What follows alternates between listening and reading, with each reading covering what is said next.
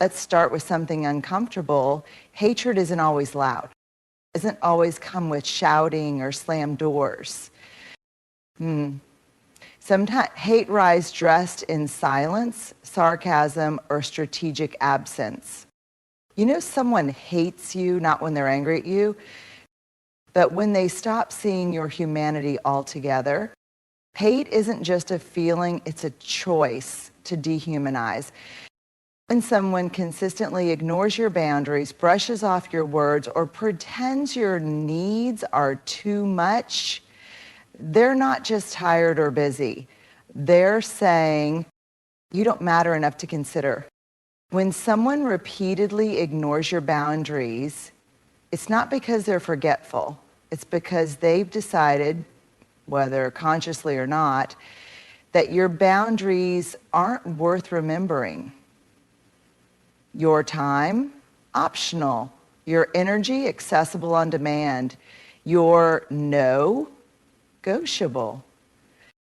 This isn't just disrespect. This is a slow, steady form of emotional erosion.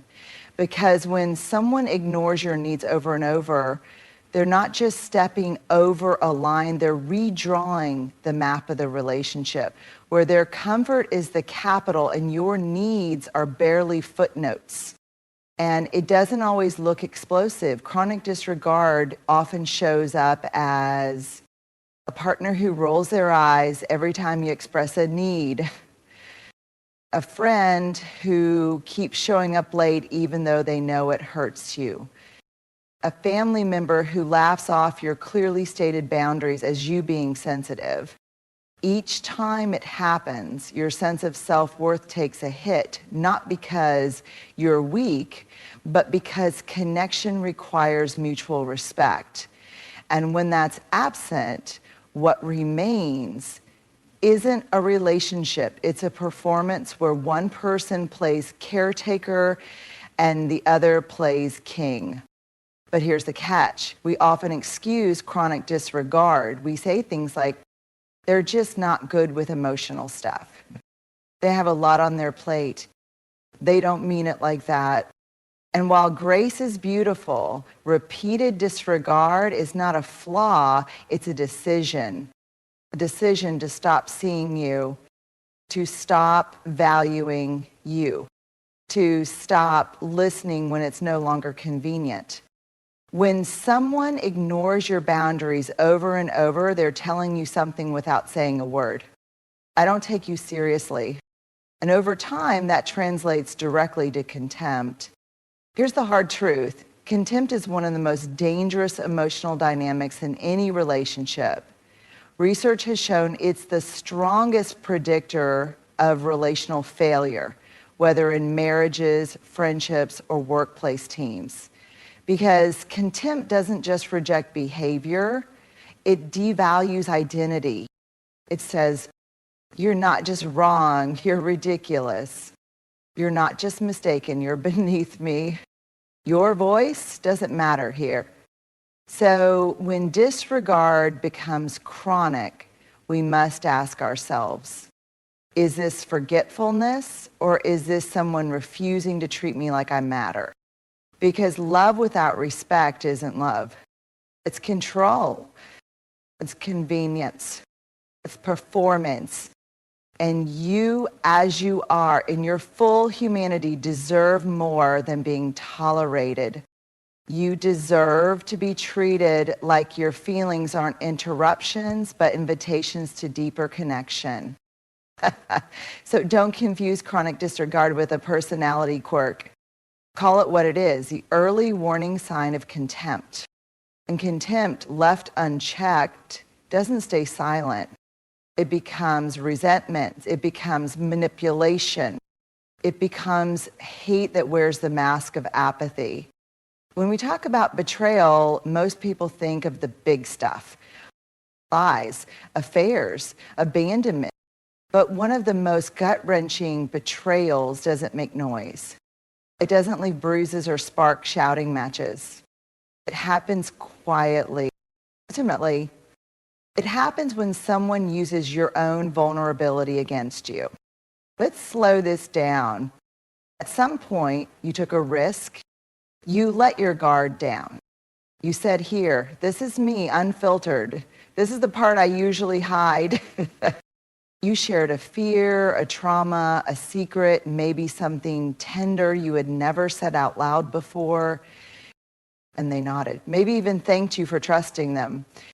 You believed in that moment that the space between you had grown stronger, deeper, that you were safer than you had been the moment before. But then later, days, weeks, maybe months, they turned your words into weapons. Maybe a subtle, sarcastic jab, a joke at your expense, harmless remark about that very thing you told them in confidence, now twisted in front of others. Or maybe it was direct.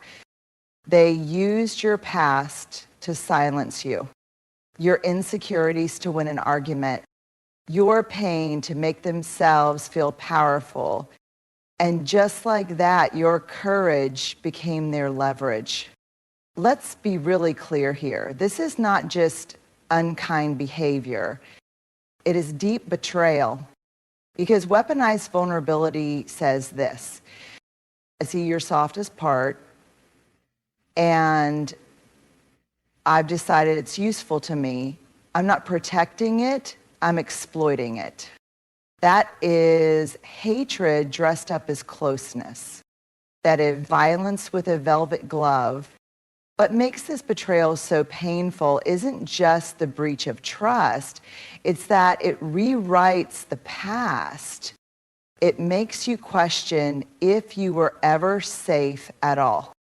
If that moment of intimacy was real or a setup. And it makes you wonder if opening up was a mistake, not a strength. That's the real wound. Because when someone takes your vulnerability and turns it into ammunition, they're not just hurting you in the moment, they're sending them out. You can never be soft here again. This is how people build walls, not because they want to be cold, but because at some point they learned that warmth was a liability. And here's the sad part.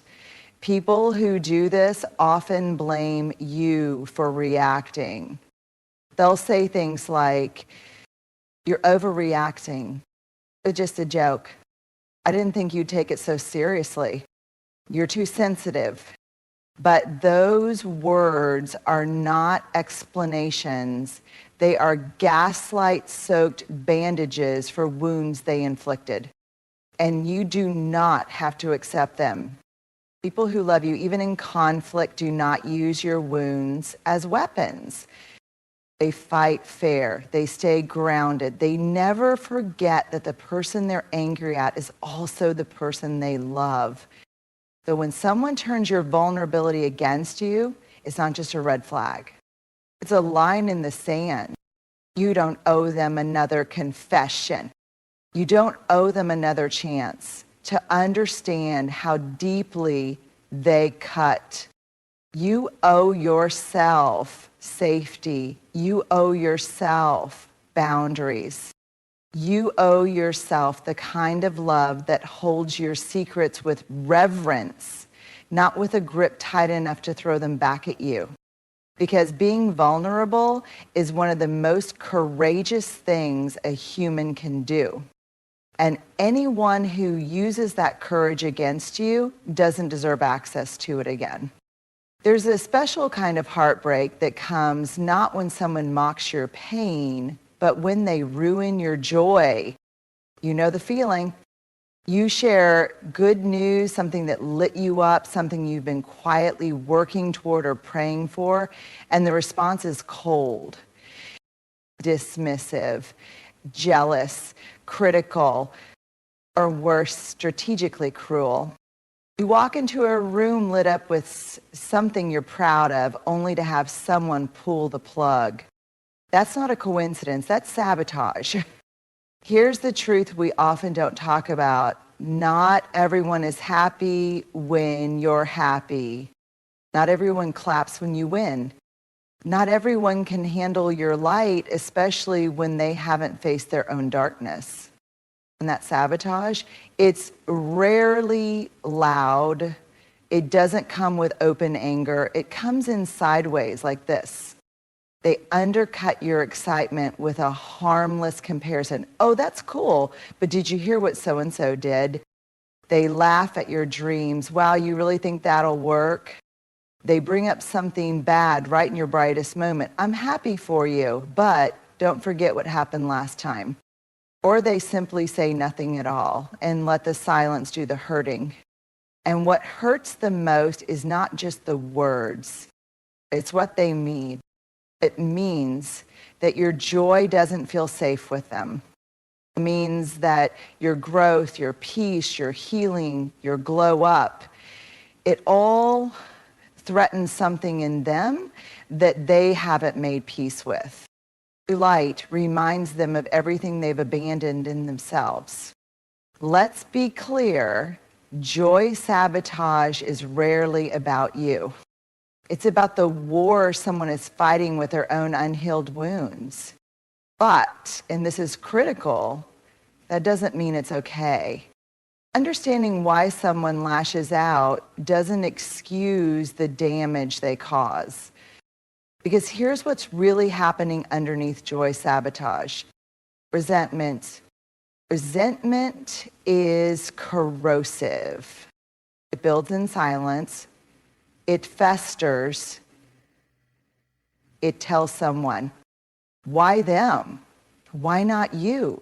They don't deserve that happiness, that success, that love. And when that resentment goes unchecked, it starts to show up in quiet acts of sabotage, little pokes meant to deflate, humiliate, or destabilize you. This is often the invisible turning point in many relationships, romantic, familial, or platonic. You start hiding your joy to keep the peace. You downplay your wins to make them comfortable. You shrink, not because you want to, but because every time you shine, someone near you burns with bitterness. And make no mistake, resentment unspoken always becomes resentment expressed. It may look passive, but it's a kind of hate. It's the hatred of what you represent, the freedom, the courage, the peace that someone else doesn't feel brave enough to reach for themselves. And it hurts because we all want to be celebrated. We want our joy to be met with arms wide open, not folded across chests. We want to feel safe in our happiness, not punished for it. So what do? You don't dim to keep others from squinting. You don't apologize for joy you earned. You don't pretend to be smaller so someone else doesn't feel insecure. What you do is take inventory and you ask, who celebrates me when I'm thriving? Who mirrors back my light instead of trying to shut it off? And if someone consistently sabotages your joy, the question is no longer, why do they do this? It becomes, why am I still handing them access to the most sacred parts of my life? Because your joy is sacred. It's your evidence that healing is possible, that effort matters, that good things do happen. And you deserve people who protect it, people who hold it gently, fiercely, and without fear. You deserve people who don't just endure your joy, but rise with it. Silence can be healing. It can be grounding, reflective, even sacred. But when silence is used as a weapon, it becomes something else entirely. It becomes emotional abuse. Let's be really clear. The silent treatment is not the same as taking space to cool down. It's not, I need a minute to breathe. It's not setting boundaries. That's not healthy distance. It's intentional disconnection designed to punish, control, or manipulate. And it is deeply damaging because it plays on one of the most fundamental human needs, the need to belong, the need to be seen, the need to matter. When someone gives you the silent treatment, what they're really saying is, you're not worth my voice. You don't get access to me until I decide you've earned it. Your existence right now is an inconvenience. That kind of silence is loud, deafening. It creates a void, a vacuum where the person you care about has pulled away and left you suspended in uncertainty. You start questioning everything. Did I do something wrong? Are they okay? Should I apologize for something I don't understand? Do I fix it? Or wait or beg? That's the trap, because now your entire emotional state is wrapped around their reaction. And that's exactly what the silent treatment is designed to do. Shift the power, create confusion, trigger insecurity. It's not communication, it's control. Here's the thing, people who love you can still be angry, they can be upset, hurt, even furious, but they will find a way eventually to come back to the table, to talk, to repair. They may need space, but they won't weaponize absence. But people who use silence to punish you, they're not seeking healing, they're seeking dominance. They want you to squirm, to sweat, to second guess yourself. And often they want you to apologize, not because you did something wrong, but because they need to be in control again. This is especially dangerous in relationships, romantic or otherwise, because it erodes your sense of self. Over time, you learn to chase connection. You learn that silence equals punishment, and punishment ends when you shrink, when you submit, when you take responsibility for their emotional withdrawal. And the longer this goes on, the more it becomes a pattern, a cycle, conflict, silence, guilt, reconnection, repeat. But here's what you need to know. Healthy relationships do not use silence as leverage. Healthy people do not withdraw love and attention to control behavior. And you should never have to beg for someone to acknowledge your presence. The silent treatment may not leave a mark on your skin, but it bruises the soul. It chips away at your self-worth. It teaches you that love is conditional, that your voice is too much, or worse, not enough to be heard. And that is not love. That is emotional abuse. So what do you do when silence becomes a pattern? You name it. You say, recognize this pattern, and I will not engage in a dynamic where I'm punished through disconnection. You set a boundary. If you need space, I respect that. But if you're withdrawing to control or punish, I won't participate. And then if they continue, you decide how much access they should have to your heart. Because love isn't proven through silence. It's proven through presence, through repair, through mutual effort, even in the hard moments. You deserve a relationship where conflict is hard, but never cruel, where distance is about growth, not punishment, where your voice is not just tolerated, but honored. Because the opposite of love isn't hate, it's indifference. And no one who truly sees you will ever use silence to erase you. Humiliation is never an accident. And it's never just a joke. It's not teasing or just being real. Public humiliation is calculated cruelty. And when someone chooses to shame you in front of others, they aren't just making a statement about you. They're revealing something much deeper, much darker about themselves. Public humiliation is not a slip of the tongue. It is a window into internal rage. Let's be honest, we've all been there. You're at a dinner table or a group chat or a meeting, and suddenly out of nowhere, someone drops a comment that cuts and might be dressed in humor. Might come wrapped in passive aggression. But you feel it. The sting, the weight, the spotlight. Everyone else chuckles nervously, unsure what to do, while you sit there trying to make your face unreadable, while inside you're spiraling. And later, when you bring it up, you're met with one of the most manipulative lines in the book. You're too sensitive. It was just a joke. Don't make it a big deal. But here's the thing, it is a big deal. Because when someone publicly embarrasses you, especially someone who's close to you, it's never about humor. So it's about dominance. It's about sending a message. Public humiliation says, I know something private about you and I'm willing to expose it. I want people to see you smaller. I need a moment of power.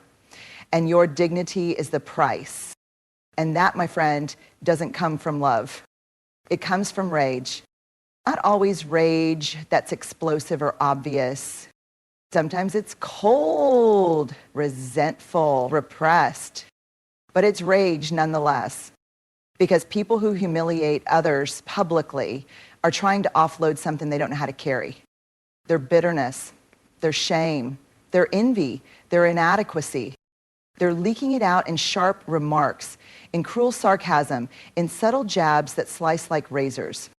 And instead of dealing with their emotions privately, honestly, and directly, they make a spectacle at your expense. By public is it's not just about hurting you. It's about being seen hurting you.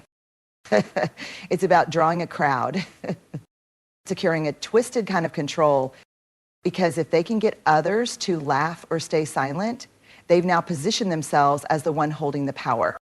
You, the one being put in your place. That is not a conflict. That's not tough love. That's emotional degradation. And it is abuse, plain and simple. It's especially toxic because it creates fear. Fear of speaking your truth. Fear of showing up fully. Fear that anything you say or do might be twisted and turned into public ammunition. You start shrinking, silencing yourself, editing your joy, your vulnerability, your honesty, because the cost of exposure is just too high. And this isn't just about isolated moments. When public humiliation becomes a pattern, especially from someone you're close to, it's a red flag, a signal flare, a warning that this person has unresolved rage they're taking out on you, disguised as entertainment, as banter, as truth-telling. But make no mistake, anyone who tries to destroy your dignity in public is battling demons in private and using you as a shield for their own self-loathing. So what do? You draw a hard line. You say, I will not be spoken to that way, especially in front of others. You hold people accountable even if they try to brush it off. And if it continues, you walk away from the performance. Because humiliation isn't love. It's not tough feedback. It's not character building. It's rage masquerading as keeping it real. It's emotional violence in a social setting, and you deserve more. You deserve people who protect your name in public, who bring their concerns to you in private, who love you enough not to use your trust as a stage for their unresolved pain. Because true love doesn't humiliate. True love honors